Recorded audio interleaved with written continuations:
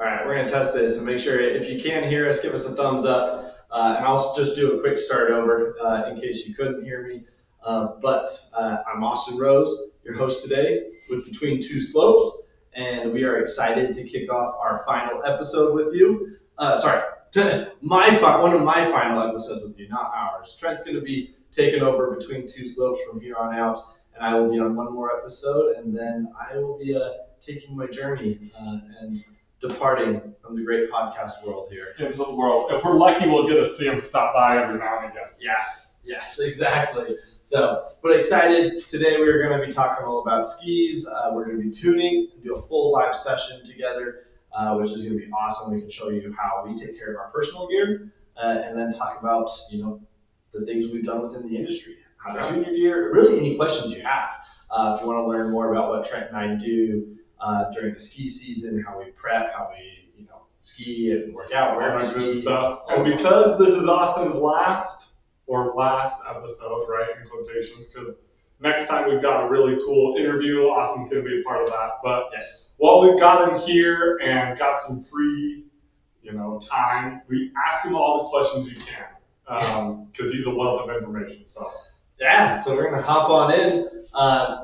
While you couldn't hear me, I was sharing here with you a little bit about one of my personal favorite skis. What I'm going to start tuning out today. These are my personal pair of Armada ARV JJ Zeros, the ultralights. This was, I think, the either second year or third year. So it was the second model they released with these JJ Zeros as kind of like a touring ski. Mm-hmm. Awesome set of skis. It runs carbon fiber stringers all throughout the ski, basically tip to tail in there. I use them in the backcountry. This was my first pair of backcountry skis, and let me tell you, I love them. If you are looking to get into the backcountry, highly recommend. However, I would suggest sizing down a little bit shorter. I was going to say, this ski is, 184? Yep. 185? Yep, 185. So why did you go with this ski versus 176? For me, it was about, first I was like, I'm going to do side country hits. I'm going to be skiing up at Alta, just hiking out, towards like the Devil's Castle area. Right, like Catherine's Pass. Exactly, and trying a few different things. Ended up going with a full outfit, and I have a friend that does split boarding as well. And so he ended up taking me out in a few spots, and it just became my backcountry ski, right?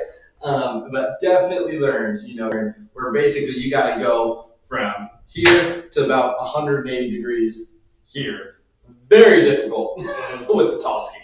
So if you're looking at getting into the backcountry, I would take a little note about that. Personally, I probably would go right about eyebrow length for my tip of my ski. Okay, so you would drop probably like 10 centimeters. Yeah, probably 9-10 centimeters. And if you go with something that maybe isn't as full rocker, you'll notice with this ski, and if I put them up side by side, when you get those tips together, there's a comparison, and it ends around my eyebrows and probably around the 100 to 110 width there. Here on Utah. So awesome. Yeah. Okay, you keep going. I can see that we're lagging a little bit, so I'm gonna come be guy in the chair for a minute. All right, no worries. So guys, Trent was just saying earlier, one of his favorite things about working on skis like this is when you have a shift binding on them, because you don't need rubber bands to lock the brakes up, which is awesome. So having the shifts is paying off now by being able to do that. So I'm going to hop in. First thing I'm going to do, while we're getting going here, is just eyeballing the ski. You'll learn when you start repairing items, you feel for scratches with your hands, not looking with a few little spots where I've nicked some rocks. I took these skis heli skiing last year, so I was definitely hitting around in the backcountry, and they were awesome. But yeah, I didn't hit anything too bad by the looks of it on this one. So I'm actually, for my personal ski, I'm going to hop in, and I think I'm just going to do a wax on this bad boy. Oh, nice. So you going to edge it at all? I was looking at the edges, and that was where I was going to hop in next. I actually, on this one, because it's a dedicated powder ski, really, there's no burrs running along this ski. And look at that, like dead skin, a little bit of the edge of your fingernail off. You can tell it's plenty sharp. And this guy is definitely sharp. So I'm going to interrupt you real quick. We don't have a great signal, so let's try to move my computer over there just so it has it's a little closer to the router. Okay. So please hold. No problem.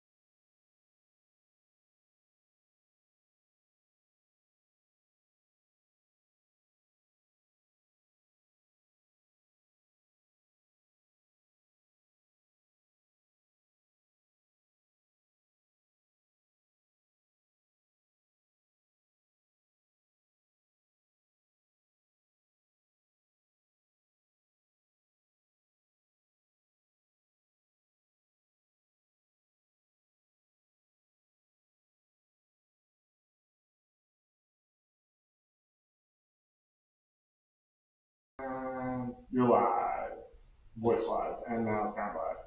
Awesome. All right, guys. If you are listening, please give us some feedback if the quality's getting a little better. We are here in Trent's garage. Yes. Right? First time. Yeah, I think we've been here like once before, but we were using cell phones to record, right? And we're trying to go higher quality imaging here. So let us know, first time using the camera hooked up with the computer. So get a nice live stream here. But let us know if there's any problems going on. So like I was telling Trent before we started lagging out there, edges are actually really sharp on this ski because it is a dedicated powder ski.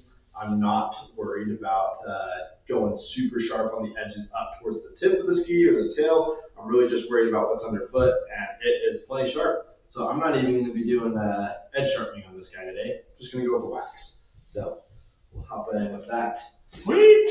Okay, and it's looking like it's running better, so awesome. Let us know if that needs to change. And I'll see if I can get this to just straighten out a little. Trent. Yes. Yes, sir. Notice in here, we are going to need to plug this bad boy. Yes, we are. I planned for such an occasion. All right. So we are going to be doing a Mountain Flow Eco Wax on this ski. Mountain Flow technology has developed this infrared waxer, and it is pretty amazing. Actually, first time I think we've broken it out this year in prep for the big season. Yeah. So just towards the end of right last year. But this one, there's like a couple infrared waxers on the market, but usually they're huge and for this like shops, right? So this one's handheld so that you can hit a ski with it. It's great. I'll just hold it for you. Of course. This is Austin's episode, so I'm just here to be a Sherpa. Right. So with this guy, the nice thing is you really just need a thin layer of wax.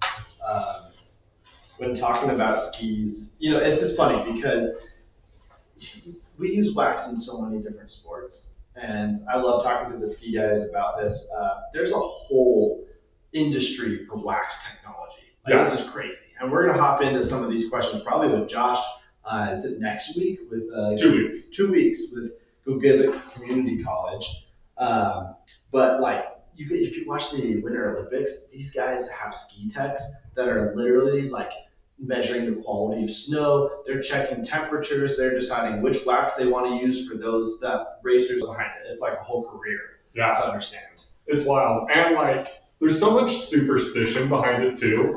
Where you have to brush it 8 times this way and 8 times this way. Right, 7.5. Yeah. And there's some ski coaches that'll actually go to the factories and they'll say tastiest part. Okay. So they're like, I need the middle base material, not the outside garbage stuff. You gotta get the sweet spot. That's right. Right? So you guys can't really see much here, but this is kind of like a crayon. We called it the crayon method. It's like you're coloring with a crayon. I'm just gonna follow you. Yeah, and all you do is you just mark it up on the ski. It's super nice. You can see a small layer just kind of outline it on the ski here. I might be doing a little more than I need to, but that's because I come from an old school era where, Right. I'm so used to covering the entire ski in wax. And so that's just kind of how I like to do it. Plus, it smells really good. It does smell good. You know? It smells like honey. Yep, this is a honey-based wax. Very natural, no petroleum, which is a big deal now. If you've been following Park City rules, they've been getting rid of all petroleum waxes in Utah. And because this is my episode, I get to nerd out. That's right. Right. Say whatever you want. So I'm going to tell you a little bit why we are moving to natural waxes. A lot of people think maybe it's like the oil game and trying to reduce that like a fossil fuel side. And I'm sure that, there's a little bit of part of that. A big portion of this really comes down to water. And when we are skiing on the mountain, the reason we take, scrape off as much possible on the wax is we just want a thin layer on the ski to help melt the ice, melt the snow. So you have these little ice crystals in snow and you're melting it, and that water or that snow is turning into a liquid form now, where it then basically glides and helps the ski slide over the snow. Mm-hmm. So in essence, you are actually surfing. But because of that, when we use a petroleum-based wax, those ice crystals are slowly pulling wax out of the base of your ski, which mm-hmm. causes it to dry out. And that petroleum gets into the water. That water then melts and goes into the land and gets into our water systems. Our water can be a bit scarce coming through drought seasons and other things, why we like to cut down on petroleum wax right now. So, yeah, very interesting. Does it happen all in every shop? Definitely not. But it's pretty cool. It's a good initiative.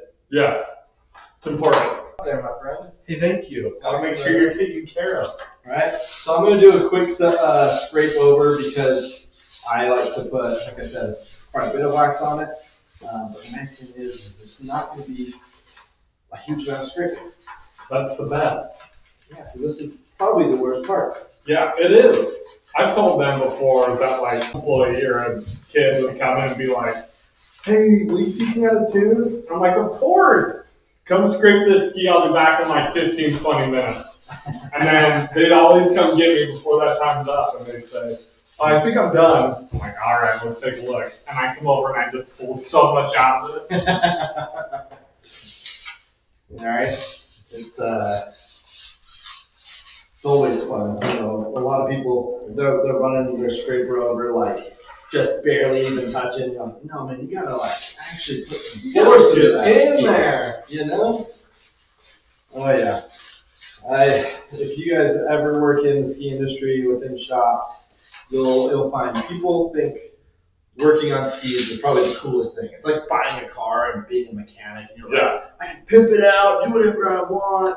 And you realize that you got to start with the basics. You got to do the oil change. You got to do the ski wax. You got to start in the basic spots before you start getting into the cool stuff like doing full edge repairs, epoxy work. I hate doing some of the big stuff. Right. I'll start brushing over here for you. Yeah, that's great. So we've got a brass brush, and it's nylon on the bottom and brass on top, and then we have a full nylon. I love brass brushes just because they take a ton out. So we're just going to hit this for Austin, so he can keep sharing stories with us. Definitely. I've got a question though for you. Why did you pick this ski? Ooh. When you purchased it versus any other? Yeah, let's see if I can even remember what I was choosing between.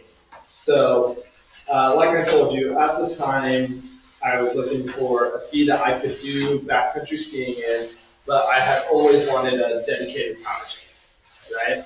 So I already knew first pick was going to be like something over 110, anyway. Easy. Yeah, definitely wanted that. And I think, there were a few options that came up. When I was at the shops, I remember the lined Pescados came available. Oh, yeah? A customer had returned some that had been misdrilled. And my manager at the time, he was like, dude, I'll give you a pretty great deal if you want to buy these skis off me on hand. And I was looking at it, but at the time, you're really not making a ton of money. And I was like, if I'm going to put $500 into a ski, I wanted something new. I was still kind of young. So I saved up, was looking between the JJ Zeros. Okay. I think I was still considering a new pair of Lime Pescados. Oh. And then I think the other one was the QST 121s or something like that, or 119s. Some huge. Massive skis. Yeah. But I had heard great things about Armada. I sold Armada skis like crazy. And I was really into wanting something that was flexible, but also like light enough for that touring, right? And the big thing about the Armada ski, between everything I was looking at, was it was really the only ski that was built to be like a hybrid, right? Yeah. When you look at the technology in this ski, it uses what we talked about last week, the semi-cap sidewalls, right? And having that ABS sidewall underneath gave me comfort for performing in the resort when I do have to ski on group slopes, right? And then they designed this with that sort of almost like Horizon Tech, like Atomic does. Yeah. I don't even know if they have a name for it. It's called Smear Tech. Smear Tech, that's right, with Armada. And they beveled that front and tip and tail, and then it had that large amount of rocker that I was just super stoked about for getting in the backcountry. So before that, it was actually the Black Ops I was looking at. Oh, really? That's what it was, yep.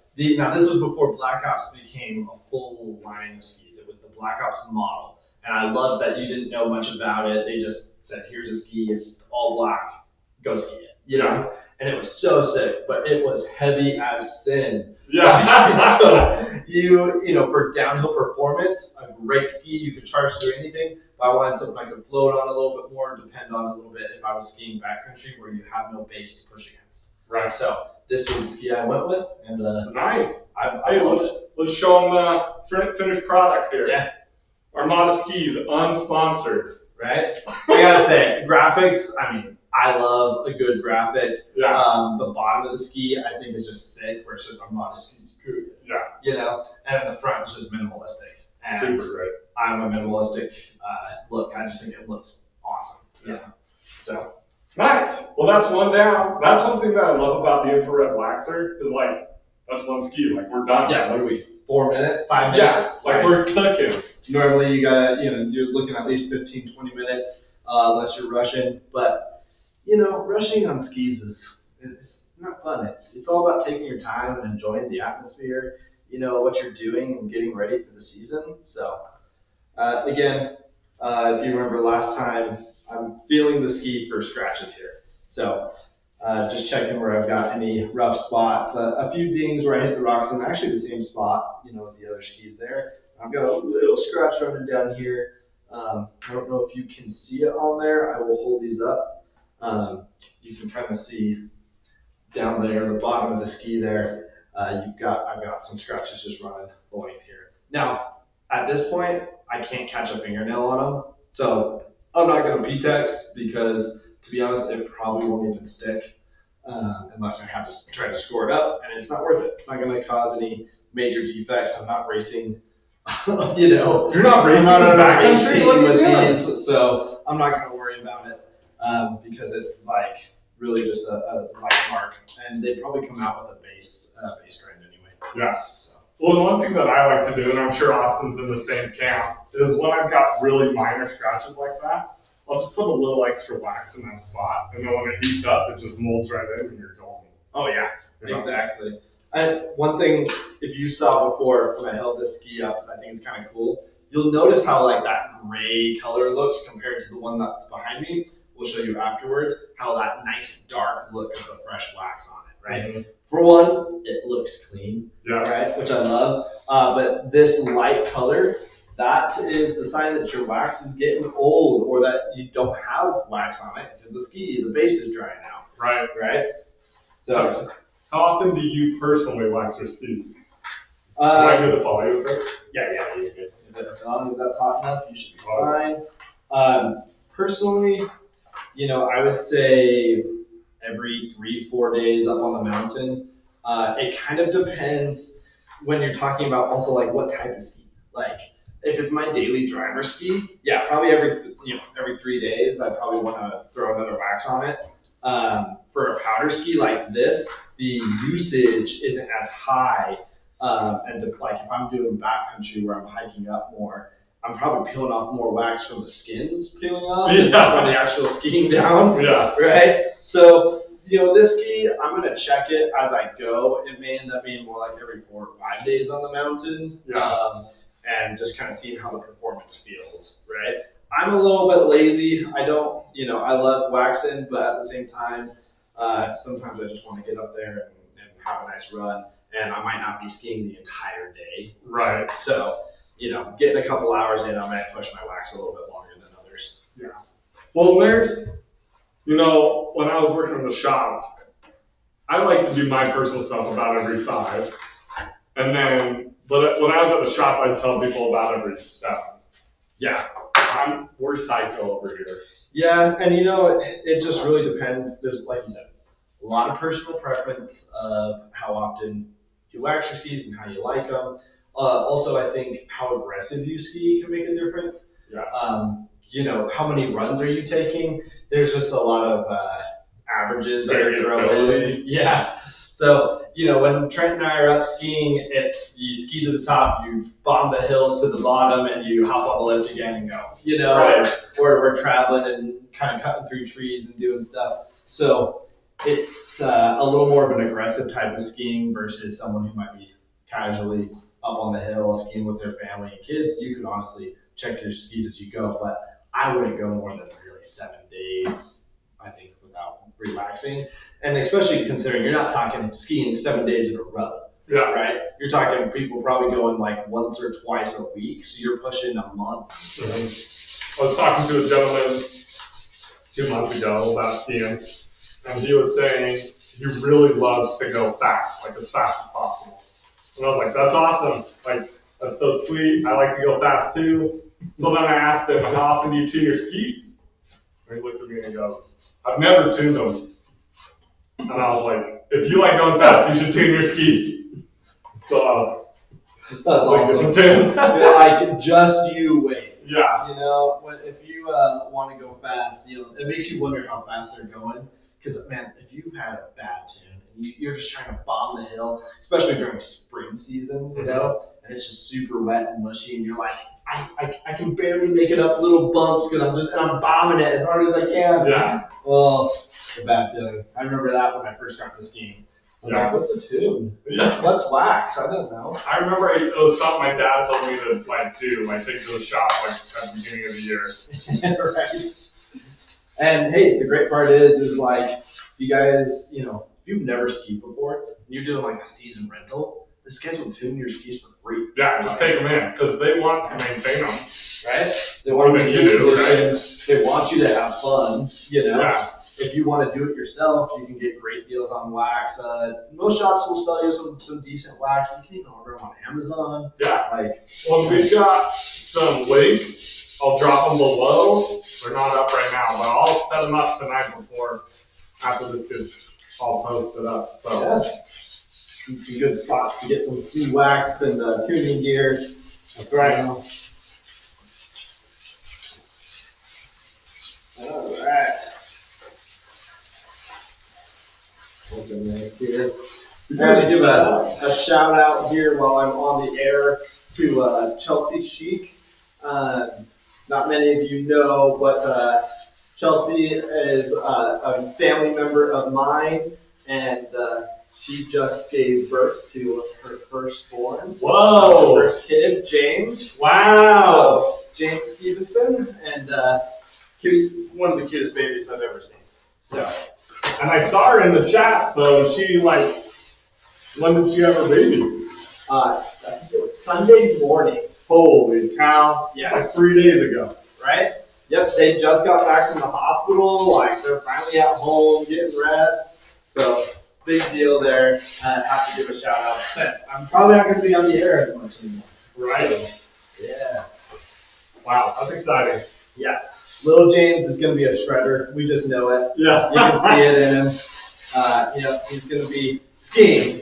Sorry to all you snowboarder fans. He can experience it because he's got other cousins that are going to be snowboarders. But Right. He's going to be a shredder. I know it. Aren't your brother's kids snowboarding? Yep. That's awesome. Yeah. So. All right. This is looking nice. Towel.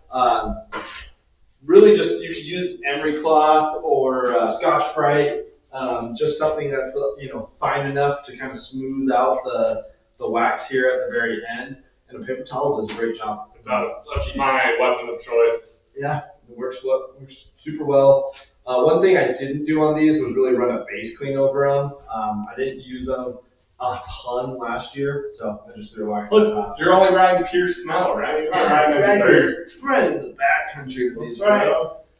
Awesome. All right, guys. Let's see the finished product here. So you can take a nice look at that. I love that shiny gloss finish. That's how you know you got finish. That's the wax, right? So get it nice and shiny. Nice. Well, we had some technical difficulties for about 10 minutes. We're going to do another ski. We'll talk to Trent a little bit about these because we are moving on to some of Trent's personal skis today. Yeah. So which ones do you want to hop in on? I'm doing these ones because these are the skis that if they take a hit or a beating, I don't care.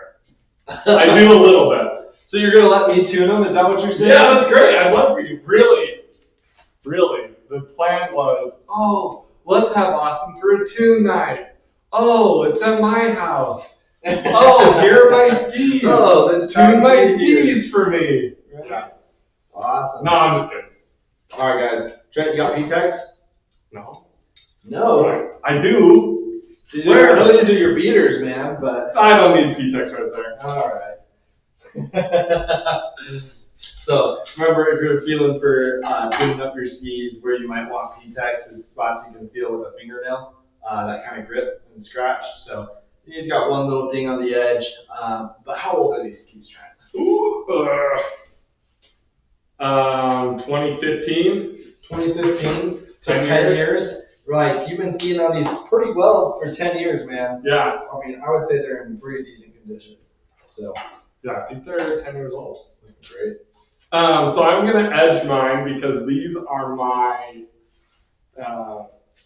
more of my carving skis. So I want to make sure that they're taken care of edgewise so that when I am going really fast or when I hit ice, I can have faith and trust that they're going to catch me. So I like to do a 1 on the base and a 2 on the side. If you have questions, well, we've got lots of videos about it. Yeah.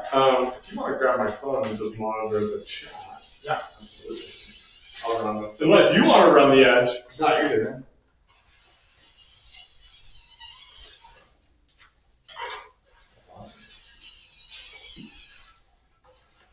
But my edges, I keep them in pretty decent condition, so I'm only going to do 3 passes. And 3 pretty light passes, nothing too crazy. Oh, they're looking good. You can feel them nice and sharp. I mean, these weren't in the worst condition of an edge I've ever seen. No. Trent keeps his edges pristine. I do. I'm crazy. There are no burrs on it. Get them nice and sharp so you can kind of dig in there. That's awesome. So Trent, why would you choose these pair of skis? Now, give you guys a little background here. Trent's family is a big fan of Forefront skis. Yes, so they are. he scored some good discounts on it a little bit here, I think, for a bit as well. But between these, what do you like about Forefront and why this ski, right? Yeah, so I actually picked this ski when I was out on a church mission. My dad got me these. Okay. And it was back when I didn't really know a ton. The Gauchos. Yeah. All right. But they, my dad used to print for Forefront. Oh, yeah. So my dad used to own an Alpha Graphics back in the day, and he used to print for them. And so he used to get pretty sweet deals on skis.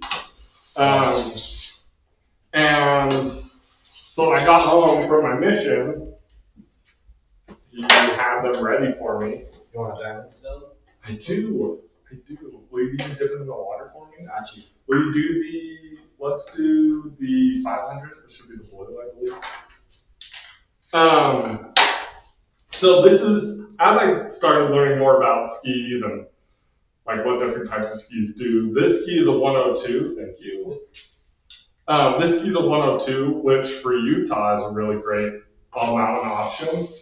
And I actually really have come to love this ski more as I've learned more about it and how it prefers to ride, versus just like throwing caution to the wind and riding however I want, if that makes sense. Yeah. So this ski in particular has really evolved into like my early season night ski, carving ski more than anything else. And it's just because it's actually my narrowest ski in my quiver, which is exciting. I'll say Trent's able to ski pretty dang fast on these bad boys. Oh yeah. But that's why, because I carve a little harder on them, that's why I put a 2 on the side. Just so that nice sharp edge is always there to catch me and handle what I give it. Something I'd like to point out to you guys is you're tuning your own gear. You're always going to tune your side edges tip to tail and base edges, really, right? Yeah. My base edge file only goes one direction, so I have to go like this instead of like this. Right. That makes sense. No, that makes sense. So, but really that side edge, do the best you can, tune tip to tail. Yeah. And so then that ski's done, and so while I have my edge, almost done. Oh no, I hit it. Oh, you did? It's still wet. I'll get it wet again on the next ski. Gotcha. Make sure you don't drink the water that you're using to wet your diamond stem. Yes. Not a great idea. Not recommended. Yeah, so this guide only travels this way. You can't bring it back this way. Right. Awesome. Yeah. But did I answer your question? Yeah. I love these skis. They're great. I've had them for a long time. And when I got my Devastators, which are these over here, I thought that they would replace this ski, but they really can't do what this ski can do because they don't have any camber like this ski does. Right. And so when I really want to bite down, I need some camber, and so that's when I would want this ski over the Devastator. So I'm going to ask you a tricky question here, Trent. Okay. And the fans are going to love this, but you're going to hate it. What brand do you like more, Atomic or Forefront? You know, I have a lot of opinions right now about Forefront. So No, we won't damage your name here, because honestly, I think as a ski company, both make great skis. Yeah, they totally do. So, one thing I will say about Forefront recently in the past couple of years is I feel like they haven't been as innovative as they have in the past. Yeah. And it makes me really sad because they were like this locally owned they started in Salt Lake in 2002. They were this locally owned shop, really awesome. And they made some really cool skis, and then they had some financial troubles, and Jason Leventhal bought them and really turned some things around, and then he sold them to these 3 big capital venture guys. And they still have like a great team. Yeah. But they're just not as innovative as they used to be. Sure. And as someone who's followed them for a really long time, it makes me kind of sad. Because when they came out, they have a ski called Bar. It's Raven spelled backwards. Okay. Which is one of their other skis.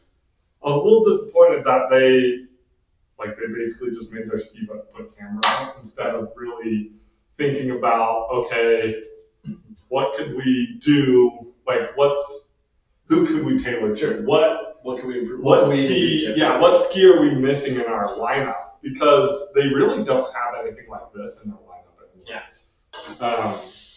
That was way more than you bargained for. Yeah. But no. But I do love the Atomic. My Bent Chettlers are so awesome.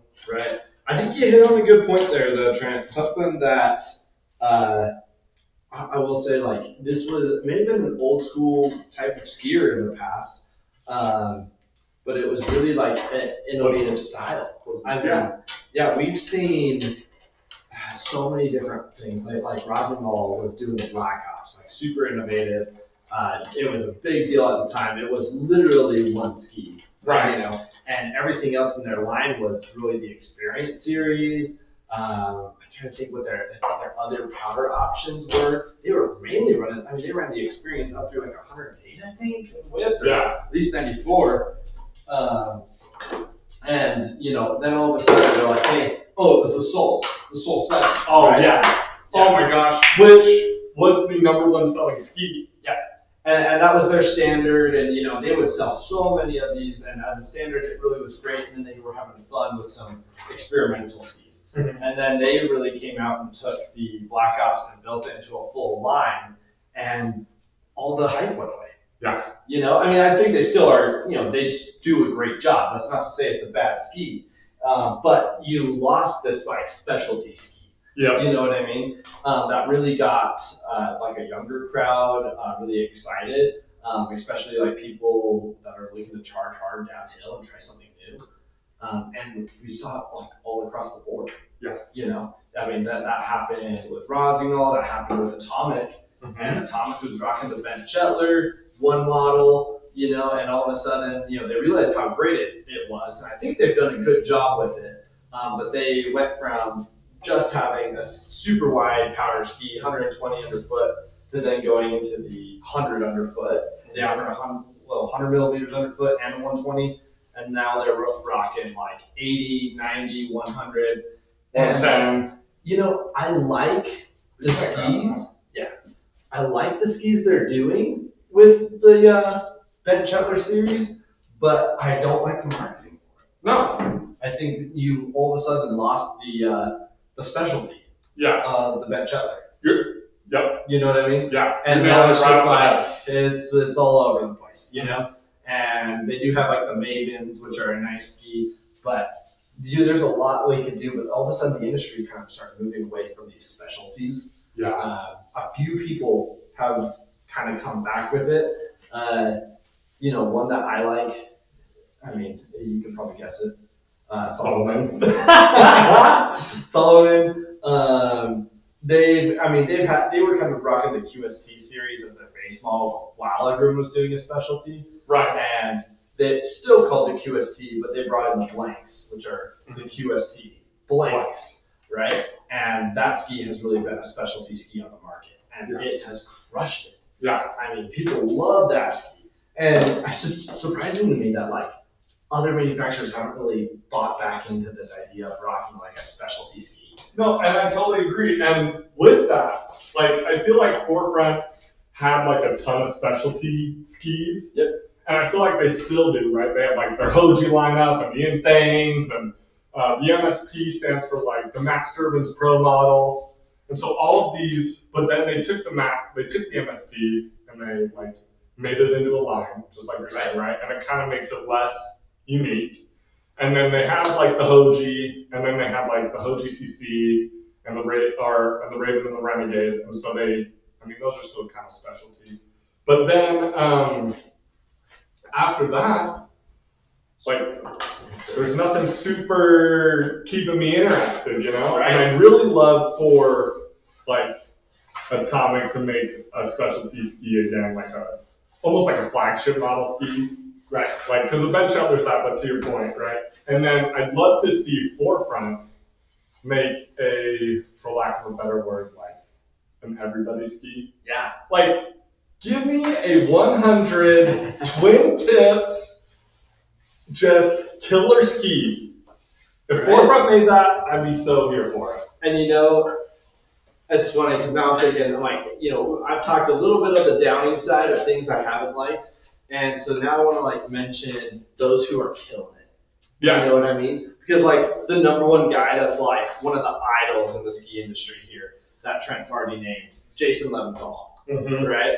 He was rocking Forefront in its prime days. He's rocking J skis. Yep. He started Line. He started Line like this dude. I call him the godfather of skiing. He really is. I think it's pretty well known. He is also like the main guy when it comes to like twin tip skis and the introduction into the market. Yeah. Right. Did I ever tell you I met him? No. I met him at a demo show, and I like froze because I didn't realize who it was until like he was as close as me to you, and I was like, you're Jason Leventhal. And he was like, yeah, what's up? And I was like, you're the man, the myth, the legend. And I was like, I'm such a nerd. I was like, you're so cool. I'm true. He's like, oh, see you on the hill. And let me tell you, if I didn't stalk that dude on the hill, I tried to find him so I could go take a picture. Oh, man. That's awesome. Yeah. So, gotta give a shout out to Mr. J, man. Mr. Jason. Right. Yeah. Crushing it. And he's one that's, I feel like he's still innovating. He like never sleeps. I love the way they sell their skis, the way they will even offer the same ski with different graphics. Yeah. Which is huge. I mean, there's been a lot of talk about like the waste in the ski industry because we all like to get the new gear. And it's very common to find, gear that's 2-3 years old get thrown out. That's unfortunate. Right, and there's nothing wrong with it. It's just that the person who had them wants the new graphic, whatever it is, because the guts are the same. Right. And it's quite unfortunate. But I love that he does that. He offers different graphics. He'll even offer just the same ski the next year, different graphics, different stuff. Yeah. But he does start throwing in new designs. I don't know if you wanted to scrape here for it. I mean, feel free. Trent hates this part. I do. That's half the reason I got that. Right. So, yeah, doing a great job there. And along those lines of somebody who, was fighting that turnover, you got to talk about Eric Pollard. Like, you're absolutely right. Now Eric Pollard, oh man. Yeah, he's pro skier for Line for years. Right? And he did all their graphics, which were all unreal. Oh yeah, the Sacanas and the Pescado skis. Well, he would even do the graphics for the Bacons. Oh man, now the Bacon graphics just are awful. They're so bad. They're not my favorite. Oh my gosh. Right. But then he came out and he left Line. Yeah. Right. And what was the name of the brand he started? Season Equipment. I think is what it is. Yeah. That's right. I've seen them around a bit. They're doing snowboards as well, aren't they? Yeah, I've seen some of their boards around. He is just a cool dude. Yeah, he is a cool dude. I think he's the one I'm thinking of who did a bunch of designs with his kids over COVID. They went out and like painted their own gear and like started switching things up. They're like, yeah, let's just throw some designs on. And he had his kids do some drawings and put them on the skis and the boards. It was really cool. Just a fun way of like being creative within the industry, which is like we were talking about. Feels like it's kind of been lost a little bit, So, yeah, definitely want to hop on a pair of season skis. Yeah, right. Well, one thing that's interesting, Eric Pollard did the graphics, but he saw that same thing that you're talking about, right? People would just get rid of skis because they like the new graphics. All of his skis, even though in my opinion, he's a great artist, all of his skis are just straight black. Yeah, he's like, you get one color. Exactly. And it's because of that, like, he wants people to know and feel that they're always on, like, the most up-to-date model. Yep. And, like, the best model. I'm really looking forward to these. Oh, yeah. Looking nice. You can see. Got that nice start. We'll do a little side-by-side comparison. Yeah, these ones are black. Oh, yeah. Amazing. Great stuff. Okay, we'll finish this up and and then we can call it. Haven't seen anything in the chat there. That's No. okay. We had a little technical difficulties getting started, so. Yeah, but since it's your party, I gotta ask. Looking back, what's been your favorite part of Between Two Swamps? Oh man. Okay.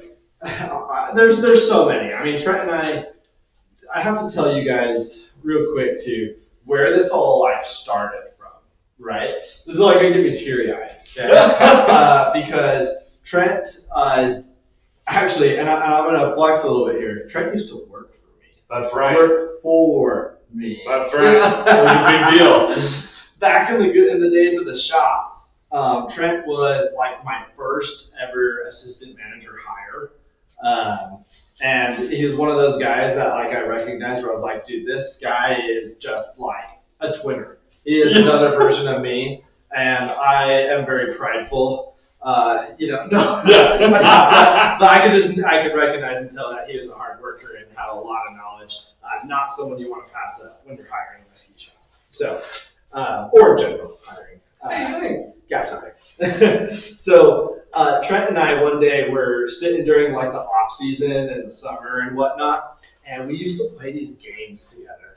Where not the games on the computer, which we got in trouble for. We used to play these games where we would say, hey, let's just say so and so, this 5'11" male walks in, or even just ourselves, and be like, well, I'm walking in and I want to buy a pair of skis. Like, sell me on a pair of skis. Mm-hmm.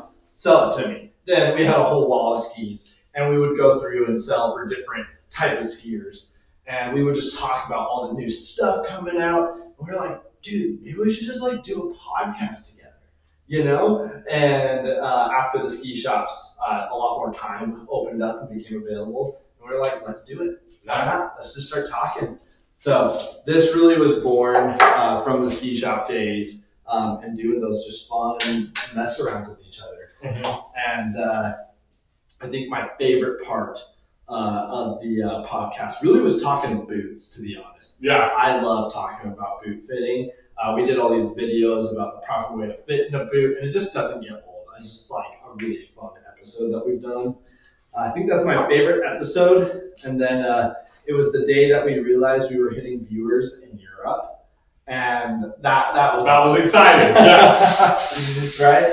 And I'll say that one guy in Poland, shout out. Right, that one dude in Poland. There was like 3 in France, so yeah. Doing great there.